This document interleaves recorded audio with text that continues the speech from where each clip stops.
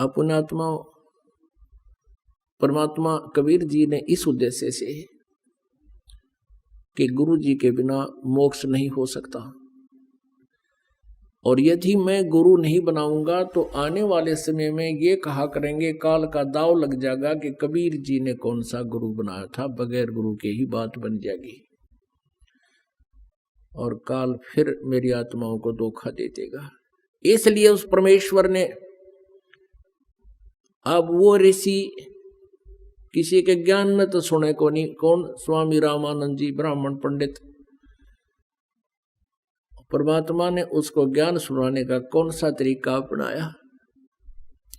एक 2.5 वर्ष के बालक का रूप धारण किया। जब परमात्मा 5 वर्ष के थे कि लीला में शरीर कर रहे थे 5 वर्ष के, उस समय 2.5 वर्ष के बच्चे का रूप धारण किया और पंचगंगा घाट के ऊपर काशी में, जहां रामानंद जी स्नान करने के लिए जाया करते थे, वहां एक घाट बना हुआ था पक्की पौड़ियों का। उन पौड़ियों पर जाकर कबीर परमेश्वर जी 2.5 वर्ष के बच्चे के रूप में लेट गए। स्वामी रामानंद जी सुबह सुबह जाया करते थे ब्रह्म मुहूर्त में, गर्मियों के दिन थे। जो ही वो नीचे पैड़ियों से उतर रहे थे, परमात्मा कबीर जी 2.5 वर्ष के बालक का रूप धारण करके लेटे हुए थे। स्वामी रामानंद जी की खड़ाऊं सिर में लगी, काठ की खड़ाऊं पहना करते थे। खड़ाऊं लगते ही परमात्मा ने रोना शुरू किया, जैसे बालक चिल्लाते हैं। रामानंद जी एकदम बहुत तेजी से झुके, और किसी बच्चे का चोट लगी। क्यों? दया होती है संत में, चाहे वो किसी का भी साधक है, अगर वो संत लक्षण है उसमें, तो उसमें दया अवश्य होती है। एकदम नीचे झुके थे। गले में एक कंठी होती है, एक मनिये की, तुलसी के लकड़ी का एक ही मन का होता है। वो रामानंद जी अपने गले में डाले रखा करते थे, और अन्य जो शिष्य बनाते थे उनके भी एक वही माला देते थे, कंठी बोलते उसको, एक मन के की। और वो प्रतीक होता था कि ये वैष्णव परंपरा से रामानंद जी का शिष्य, वैष्णव साधु के प्रतीक होती थी, और एक तिलक लगाते थे ऐसे। रामानंद जी जैसे झुके, उनके गले की वह कंठी निकल कर कबीर परमेश्वर के गले में डल गई। रामानंद जी ने कहा कि बेटा राम राम बोल, राम राम बोल। सिर पे हाथ रखा छोटे बच्चे के, रो ना बेटा, बैठ जा यहाँ। परमात्मा चुप हो गए, उन्हें तो लीला करनी थी ये। और कहा बेटा, रामानंद जी कहने लगे कि बेटा तू यहाँ बैठा रहे, मैं स्नान कर लेता हूँ, आश्रम में ले चलूंगा, और दिन में जिसका भी होगा पता करके तुझे भिजवा दूंगा, डरना मत। रामानंद जी स्नान करने लगे। परमात्मा वहां से अंतर ध्यान हो गए, उनका काम पूरा हो लिया था। अंतर ध्यान होकर के अपने मुंह बोले माता पिता नीरू नीमा की झोंपड़ी में आकर सो गए। कुछ दिन के बाद परमात्मा ने क्या किया, एक रामानंद जी का शिष्य विवेकानंद, अब रामानंद जी ने 1400 ऋषि बना रखे थे, 1400 चेले थे ऋषि, जो प्रचार करते थे रामानंद जी किसे ग्रहण ज्ञान का। और रामानंद जी सुप्रसिद्ध थे कि ये वेदों और गीता और पुराणों के मर्मज्ञ ज्ञाता है। विवेकानंद जी जो महर्षि रामानंद जी के शिष्य थे, विष्णु जी के उपासक थे, विष्णु पुराण के अंदर सुना रहे थे विष्णु जी सर्वेश्वर हैं, महेश्वर हैं, और ये सब के मालिक हैं, ये सब सृष्टि रचनहार हैं। यही 3 रूप धारण करके सृष्टि सतिथि और संहार का कार्य करते हैं। ये स्वयं अजन्मा है, इनके कोई माता पिता नहीं है। अब उधर से परमात्मा कबीर जी जैसे ये वैष्णव तिलक लगाते हैं, ऐसा लंबा तिलक नाक का ऊपर कर माथे ते चंदन का सफेद तिलक ला रखा, और परमात्मा छेड़छाड़ करे बिना रहा नहीं करते, क्योंकि वो तो आए इस उद्देश्य थे। तो जब स्वामी जी ने, विवेकानंद जी ने अपना भाषण पूरा कर लिया, सत्संग पूरा कर लिया, जब कबीर जी खड़े हो गए और करबद्ध होकर कहने लगे कि स्वामी जी एक शंका है मेरे मन में, उसका समाधान चाहता हूँ। विवेकानंद जी ने सोचा ये कोई वैष्णव भगत है, पूरा तिलक ला रहा है, होगा बच्चे का कोई शंका, जा बता देता हूँ। 5 वर्ष की आयु थी जब। परमात्मा ने पूछा कि कौन ब्रह्मा की पिता है, कौन विष्णु की माँ, शंकर का दादा कौन है, हमको देवो बता। अब इस बात के ऊपर समस्या पैदा होगी। कहने लगे भाई ऐसा कुछ नहीं है, इनके कोई माता पिता नहीं है, ये तो अजर व अमर है, सर्वेश्वर है, स्वयंभू है, फलाना है। तब परमात्मा ने कहा कि स्वामी जी, शिव पुराण के अंदर रुद्र संहिता पढ़कर देखिएगा, 5वें, 6ठे, 7वें और 8वें, 9वें अध्याय में, उसमें इनके विष्णु जी के माता पिता भी हैं। अब स्वामी जी वहीं पर ले रखी थी उसने, वो उसी समय खोला शिव पुराण को और देखा, देख भी लिया लेकिन माना नहीं। अपने आत्माओं परमात्मा 600 वर्ष पहले कहा करते थे कि 3 पुत्र अष्टंगी जाए, ब्रह्मा विष्णु शिव नाम धराए। माँ अष्टंगी पिता निरंजन, ये जम दारुण वंशन अंजन। के ब्रह्मा विष्णु महेश के माता पिता ये काल, सदा काल रूपी ब्रह्म, ज्योति निरंजन भी कहते हैं, और दुर्गा इनकी माता है।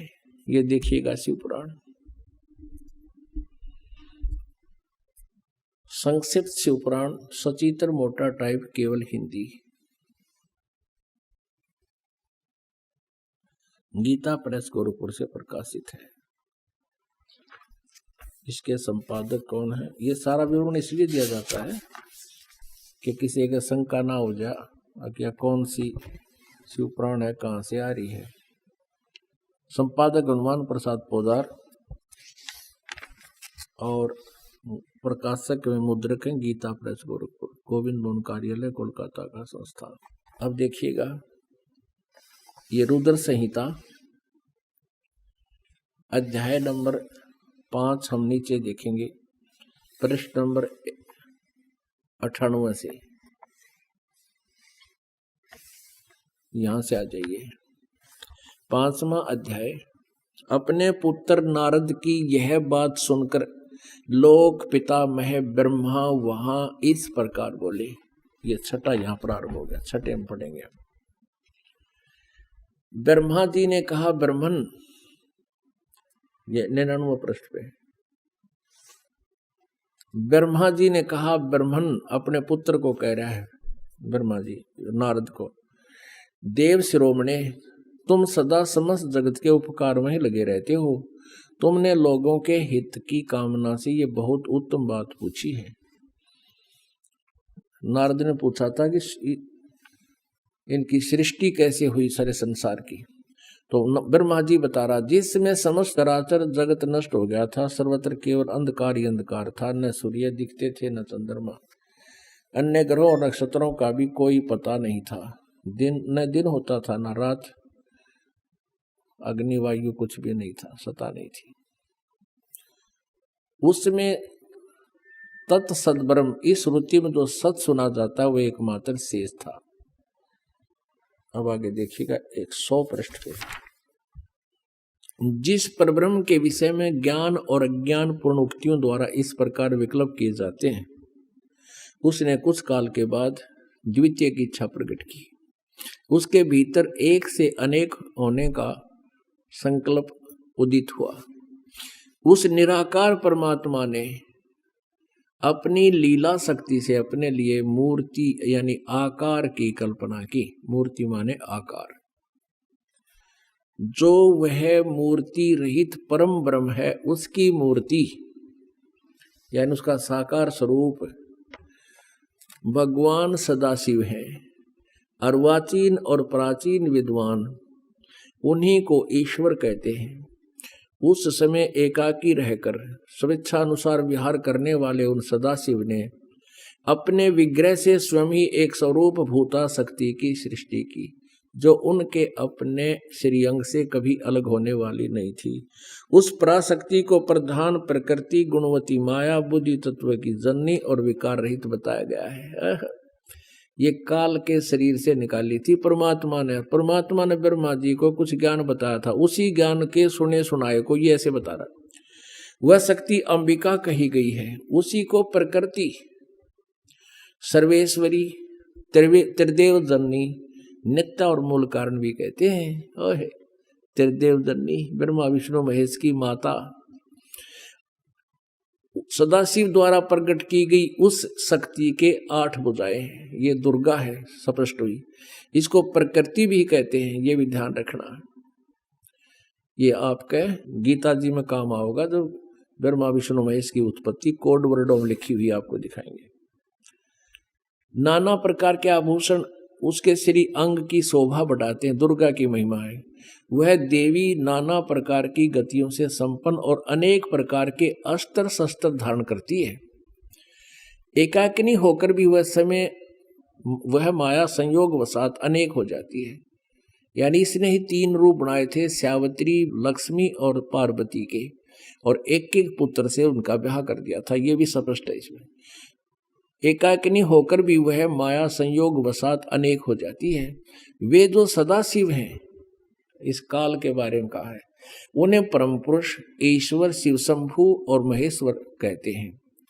यहां देखना आए हैं, ये 101 पृष्ठ पर आगे हम कुछ रुद्र संहिता का। अब वे अपने सारे अंगों में भस्म रमाए रहते हैं। दुर्गा की तो जानकारी पूरी हुई। अब इस काल रूपी ब्रह्म, इस ज्योति निरंजन काल की महिमा है। वे अपने सारे अंगों में भस्म रमाए रहते हैं।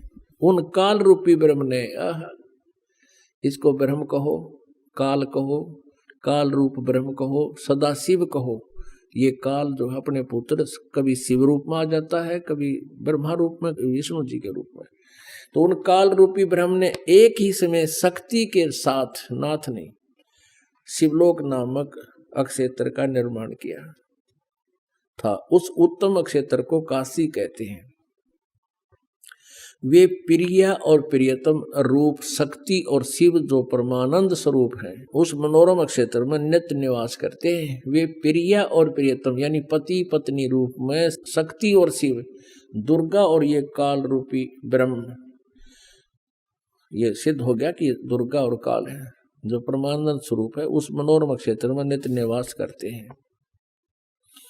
यहां देखो, देवर से ब्रह्मा बता रहा है अपने पुत्र नारद को, एक समय उस आनंद वन में रमण करते हुए शिवा और शिव के मन में, दुर्गा और काल के मन में यह इच्छा हुई कि किसी दूसरे पुरुष की सृष्टि करनी चाहिए, जिस पर यह सृष्टि संचालन का महान भार रखकर हम दोनों केवल काशी में रहकर इच्छा अनुसार विचरें और निर्वाण धारण करें। इन्हें सोचा कि को बालक उत्पन्न करा और उसने सारा ढूंढमा से मिलवा दें। क्या ऐसा निश्चय करके शक्ति सहित सर्वव्यापी परमेश्वर शिव ने अपने वाम भाग के 10वें अंग पर अमृत मल दिया है, यानी पति पत्नी व्यवहार किया। फिर तो वहां से एक पुरुष प्रकट हुआ, यानी एक बालक की उत्पत्ति हुई। उसका नाम केदरा, वह शिव पुराण 102 पृष्ठ पे। शिव ने कहा, इस काल ने कहा कि वत्स बेटा, व्यापक होने के कारण तुम्हारा विष्णु नाम विख्यात हो। अब ये हो गया 6ठा अध्याय यहाँ समाप्त। अब 7वें में क्या कहता है ब्रह्मा जी? ब्रह्मा जी कहते हैं देवर से, यानी नारद जी, तत्पश्चात कल्याणकारी परमेश्वर सांब सदाशिव ने पूर्ववत प्रयत्न करके जैसे विष्णु पैदा किया, मुझे भी अपने दैन्य अंग से उत्पन्न किया। अपनात्माओं, यहाँ इस शिव पुराण के अनुवादकर्ता ने यहाँ तक गड़बड़ कर दी कि भाई शिव जी से शिव की उत्पत्ति कैसे लिखूं, गोलमोल कर दिया। अब देखो, कहते हैं सच्चाई छुप नहीं सकती। चोर चोरावे तू बड़ी गाड्डे पानी में, वह गाड्डे वह ऊपर आवे, सच्चाई छनी ना। ये देखिए 110 पृष्ठ पे। अब 9वां अध्याय के लास्ट में लिखा कि इस प्रकार ब्रह्मा, विष्णु और रुद्र, इन 3 देवताओं में गुण है परंतु शिव गुणातीत माने गए। ब्रह्मा, विष्णु और शंकर, रुद्र कहो चाहे शंकर कहो, शिव को महेश कहो, इन तीनों देवताओं में तो गुण है, और ये चौथा इनका पिता इन न्यारा है। हो गए 4 न्यारे न्यारे।